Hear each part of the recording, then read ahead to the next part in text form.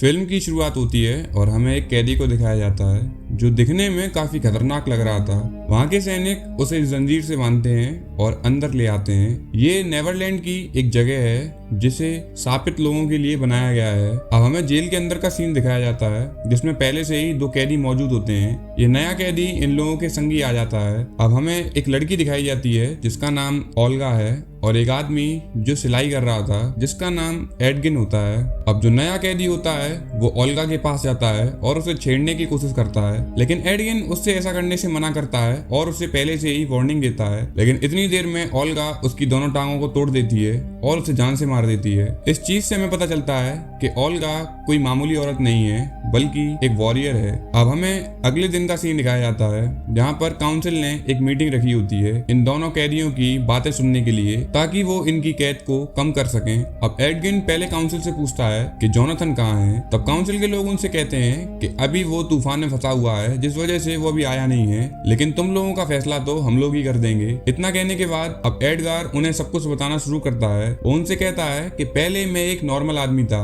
और मैंने कसम खाई थी शांति के लिए। मैं पहले चोरों को पकड़वाता था, फिर एक दिन जब रेड विचर्स से मेरा मुकाबला हुआ तो उन लोगों ने मेरी बीवी को मार दिया जिस वजह से मैं शराबी बन गया। मेरी एक बेटी भी थी जिसे मैं पाल नहीं पा रहा था। फिर मुझे ओल्गा मिली जिसने ये देखा तो उसे मेरी बेटी पर तरस आ गया और उसने उसे अपना लिया। अब हम दोनों के पास खाने पीने के लिए पैसे नहीं थे तो हम दोनों ने चोरी का रास्ता अपनाया। ऐसे ही करते करते हमें एक दिन एक लॉकेट भी मिलता है। जब हमने वो लॉकेट अपनी बेटी कीरा को पहनाया तो उस लॉकेट में अजीब सी शक्तियां थी जिससे वो गायब हो सकती थी। ऐसे ही हमने उसे भी अपनी चोरियों में शामिल कर लिया। फिर एक दिन हमारा पूरा ग्रुप था जिसमें हमारा सबसे बड़ा आदमी फोर्ज और उसके साथ एक छोटा आदमी जिसका नाम साइमन था। हमारी पूरी टीम थी। फिर एक दिन आता है और हमें एक जादूगरनी मिलती है जिसका नाम मोजीन होता है। उसे देखकर हमें समझ जाना चाहिए था कि ये हमारा अंत कर देगी। उसने हमें एक अवेकनिंग टैबलेट का लालच दिया और मुझे वो लालच अपनी बीवी के लिए आया। मैंने सोचा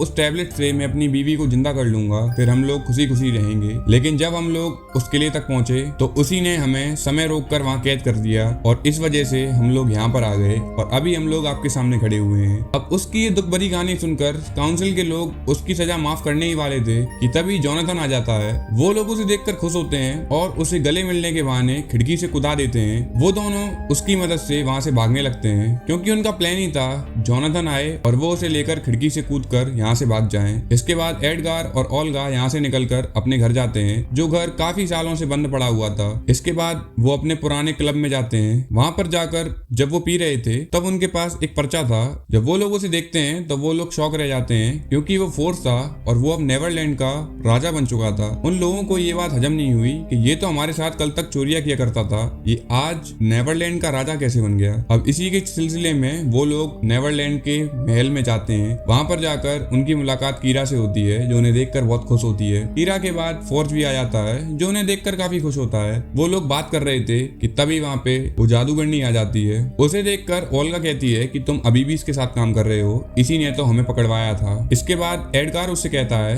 कि मुझे वो अवेकनिंग टैबलेट दे दो जिससे मैं अपनी बीवी को जिंदा कर सकूं। तभी कीरा कहती है कि पापा तुम तो उसी टैबलेट के लिए आए हो जिस टैबलेट की वजह से तुमने मुझे 2 सालों तक के लिए अलग कर दिया खुद से। लेकिन एडगार उसे समझाता है कि नहीं बेटा ऐसा कुछ भी नहीं है, इन लोगों ने मुझे फंसा दिया था। कीरा उसकी बातें सुनकर नाराज हो जाती है और वहां से जाने लगती है जिस वजह से ओल्गा को गुस्सा आ जाता है और वो दोनों लोग उसकी ओर बढ़ने लगते हैं। तभी वो जादूगरनी उनके नीचे की जमीन को दलदल में बदल देती है और वो लोग वहीं फंस जाते हैं। तब हमें पता लगता है कि फोर्ज और जादूगरनी का पहले से ही प्लान था साइमन और इन दोनों लोगों को जान से मारने का, लेकिन तब तो ये बच गए थे लेकिन अब नहीं बचेंगे। जब वो लोग जाते हैं तब फोर्ज ऑर्डर दे देता है इन लोगों का सर कलम करने के लिए। जब वो लोग मरने वाले थे तब ओल्गा एक ट्रिक अपनाती है और अपने हाथों को एक पत्थर में फंसाने लगती है। वो उस पत्थर को निकालकर उसकी मदद से सभी लोगों को जान से मार देती है। अब वो दोनों लोग वहां से निकलकर प्लान बनाते हैं कि हमें दोबारा आना है और अपनी कीरा को यहाँ से निकालना है। तब वो लोग साइमन को याद करते हैं और उसकी तरफ बढ़ने लगते हैं। अब हमें साइमन को दिखाया जाता है जो कि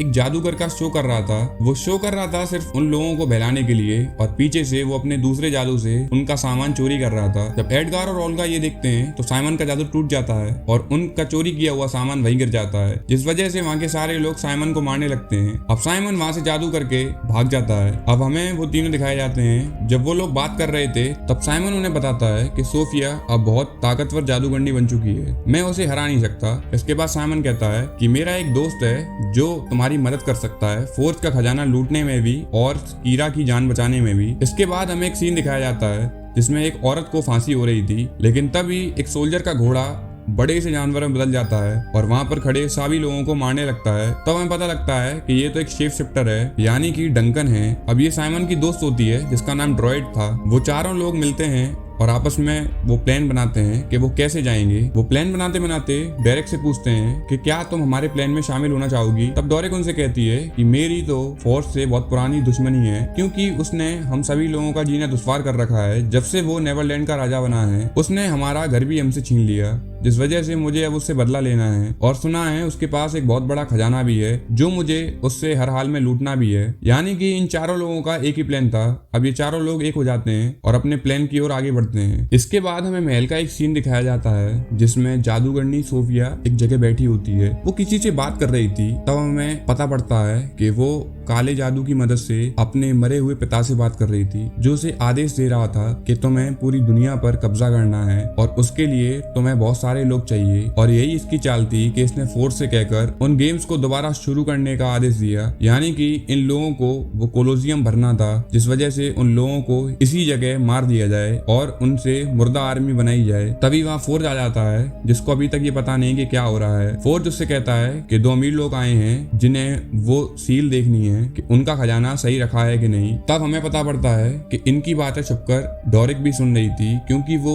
एक मक्खी में बदली हुई थी। अब जादूगरनी सोफिया जाती है और अपनी सील दिखाती है जो बहुत मजबूत होती है और उसे दुनिया की कोई भी ताकत तोड़ नहीं सकती। इसके बाद जैसे ही सोफिया ऊपर देखती है तभी वो समझ जाती है कि यहाँ पर कोई मौजूद है। वो बहुत तेजी से चीखती है, जिस चीख की वजह से डोरिक भाग जाती है और एक चूहे में बदल जाती है। अब पूरे महल वाले उसके पीछे पड़ जाते हैं, लेकिन वो एक ताबूत में छुप जाती है। लेकिन सोल्जर्स वहां तक भी आ जाते हैं। अब वो बचते बचाते उस महल से बाहर आ जाती है। बाहर आकर उन तीनों से मिलती है और उन्हें बताती है कि फोर्स का खजाना तो एक सील के अंदर पैक है और उस सील को दुनिया की कोई भी ताकत नहीं तोड़ सकती। तब साइमन कहता है कि नहीं, एक हेलमेट है जिसे हम द मिथिक हेलमेट कहते हैं। अगर वो हेलमेट हमें मिल जाए तो कैसा भी जादू क्यों ना हो हम उसे खत्म कर देंगे। लेकिन वो हेलमेट पता नहीं अभी कहाँ है। तब ओल्गा कहती है कि मैंने अपने पूर्वजों से सुना था कि वो हेलमेट 11वीं युद्ध के बाद एक जगह दफना दिया गया था। तब साइमन कहता है कि मैं मरे हुए लोगों से बात कर सकता हूँ। अगर तुम बता दो कि तुम्हारे दादाजी की कब्र कहाँ है तो हम उनसे 5 सवाल पूछ सकते हैं। तब वो लोग कब्रों के पास जाते हैं और वहाँ पर एक मुर्दे को बिठाते हैं। वो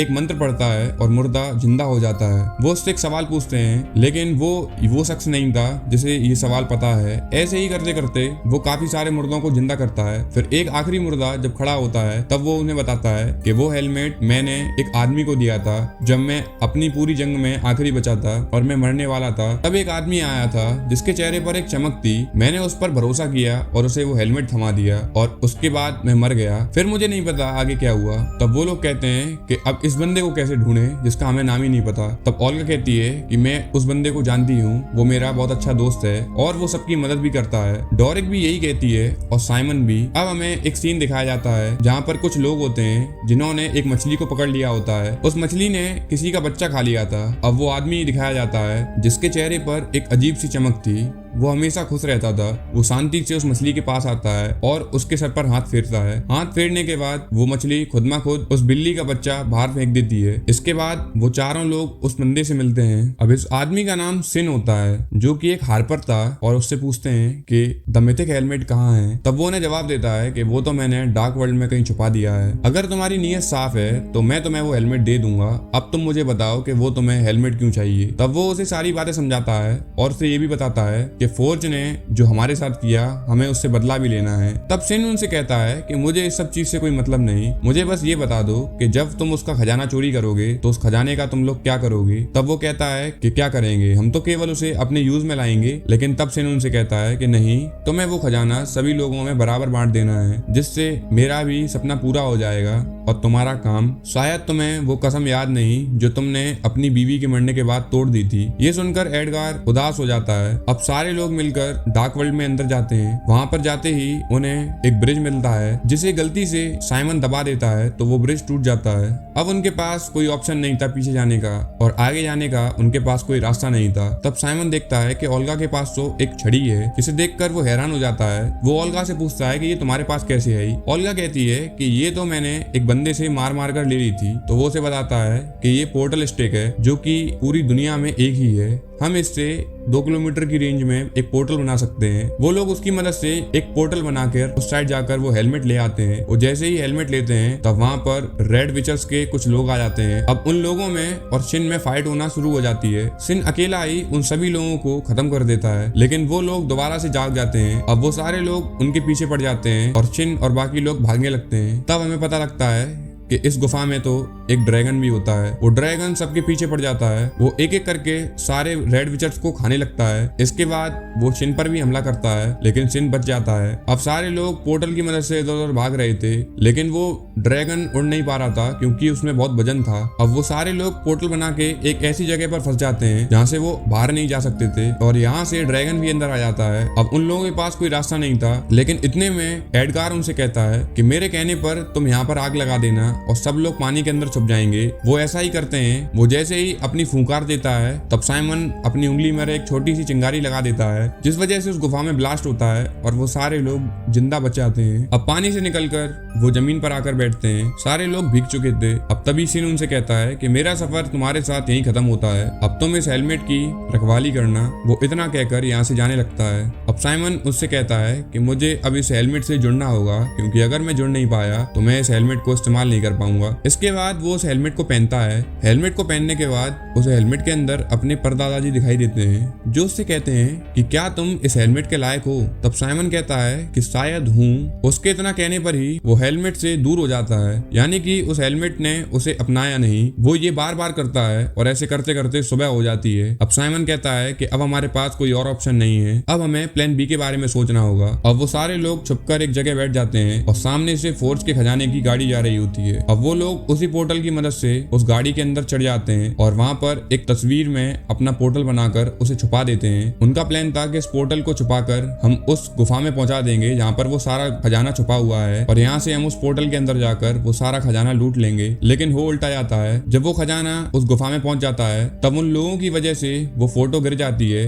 जो कि अपसाइड डाउन हो गई थी। अब उन लोगों के पास एक नई चुनौती आ चुकी थी कि अब वो इसके अंदर कैसे जाएं। तब डोरिक कहती है कि अगर मुझे इसके अंदर से 1 इंच भी जगह मिल गई तो मैं कीड़ा बनकर यहाँ से बाहर निकल जाऊंगी और इसको सीधा कर दूंगी और हम इससे चोरी कर लेंगे। लेकिन एडगर कहता है कि साइमन तुम मेरे साथ चलो, हम लोगों को प्लान ए पर ही टिका रहना चाहिए, क्योंकि हमारे पास हेलमेट है और अब तो हम इसे खोल सकते हैं। लेकिन अभी भी इनके पास एक बहुत बड़ी चुनौती थी कि महल के अंदर कैसे जाया जाए। तब साइमन एक जादू करता है और हमें पता पड़ता है कि उसने जादू से एडगार की एक नकली कॉपी बनाई और उसे गाना बजाने के लिए भेज दिया। वो गाना बजा रहा था, लेकिन तभी साइमन का पैर फिसल जाता है और सारे गार्ड्स उसकी ओर देखने लगते हैं। अब वो लोग यहाँ से भागते हैं और भागते भागते उन्हें बहुत सारे सोल्जर्स घेर लेते हैं। तब ओल्गा कहती है कि इन लोगों को तो मैं संभाल लूंगी, तुम वॉल्ट के पास जाओ और उसे खोलो। वो दोनों भागकर उस वॉल्ट के पास जाते हैं और उसे खोलने की कोशिश करते हैं। तभी वो हेलमेट को पहनता है और हेलमेट को जैसे ही वो पहनता है तब वो हेलमेट उसे अपना लेता है। वो उस हेलमेट की शक्ति से जैसे ही वोल्ट को ओपन करता है तब उसे पता पड़ता है कि ये तो एक ट्रिक थी, यानी कि उस वोल्ट में कुछ नहीं होता। और तब हमें पता पड़ता है कि नीचे से सोफिया का जादू उभर के आता है और उन्हें जकड़ लेता है। ऐसा ही ओल्गा के साथ भी होता है और सेम यही चीज डोरिक के साथ भी होती है। जब वो कीड़ा बनकर उसके अंदर से जाती है तब उसे पता लगता है कि ये तो मैं कहीं और ही आ गई, क्योंकि यहाँ पर तो सारा खजाना रखा हुआ है और ये खजाना किसी शिप में लोड हो रहा था। लेकिन तभी पीछे से एक सैनिक ने उसके सर पर मार दिया, जिस वजह से वो बेहोश हो गई। अब हमें सीन दिखाया जाता है जहाँ पर ये चारों लोग बंद होते हैं, यानी कि इनको अब रिंग में भेज दिया था, यानी कि अब ये लोग भी इस गेम का हिस्सा थे जहाँ पर हजारों लोगों की भीड़ आई हुई थी। क्योंकि फोर्स का ये प्लान था, क्योंकि उसे हजारों लोगों की भीड़ इकट्ठी करनी थी, क्योंकि जादूगरनी सोफिया ने उससे ऐसा करने से कहा था। अब वो लोग लड़ाई के लिए तैयार हो जाते हैं। उनके साथ कई सारे लोग और भी होते हैं। उनके पीछे एक शेर को छोड़ दिया जाता है जो उन्हें मारता है धीरे धीरे कर। और वो लोग कोई जादू भी नहीं नहीं कर सकते थे क्योंकि उनके हाथ पर एक बैंड बंधा होता है जो उनके जादू को रोकता है। लेकिन एक टाइम आने के बाद वो बैंड अपने आप गिर जाता है और जिस वजह से वो लोग वहां से निकलकर बचकर भाग जाते हैं। अब हमें सोफिया को दिखाया जाता है जो अपने जादू से वहां पर कुछ मंत्रों का जाप करती है। वहां पर खड़े हुए लोगों को इस चीज से कोई फर्क नहीं पड़ता, वो तो सिर्फ जुआ खेल रहे थे। तब हमें पता लगता है कि उसका प्लान था द अवेकनिंग डार्क को जगाना और वो ऐसा करने में कामयाब होने ही वाली थी कि तब हमें पता पड़ता है कि साइमन और बाकी सारे लोग उस शिप को लेकर यहाँ से जाने लगते हैं क्योंकि उन्हें तो सिर्फ शिप से और कीरा से मतलब था। लेकिन तब हमें पता पड़ता है कि एडगार एक साफ दिल का इंसान है। उसने अपनी खाई हुई कसम को आज निभाने का ठाना और वो अपनी नाव को वापस मोड़ देता है कोलोजियम की तरफ। वो पहले ऊपर एक बलून में पोर्टल बनाता है और एक दूसरा पोर्टल नीचे उस बोर्ड के नीचे बना देता है, जिस वजह से उस बोर्ड का खजाना नीचे से गिरकर सभी लोगों में फैलने लगता है, जिस वजह से कोलोजियम से लोग खाली होने लगते हैं। अब ये देखकर सोफिया पागल हो जाती है और गुस्से में आ जाती है क्योंकि उसका प्लान था सारे लोगों को यहीं मार देना। लेकिन लोगों ने तो पैसे की लालच की वजह से पहले ही कोलोजियम को छोड़ दिया। अब वो एडगार के पास आती है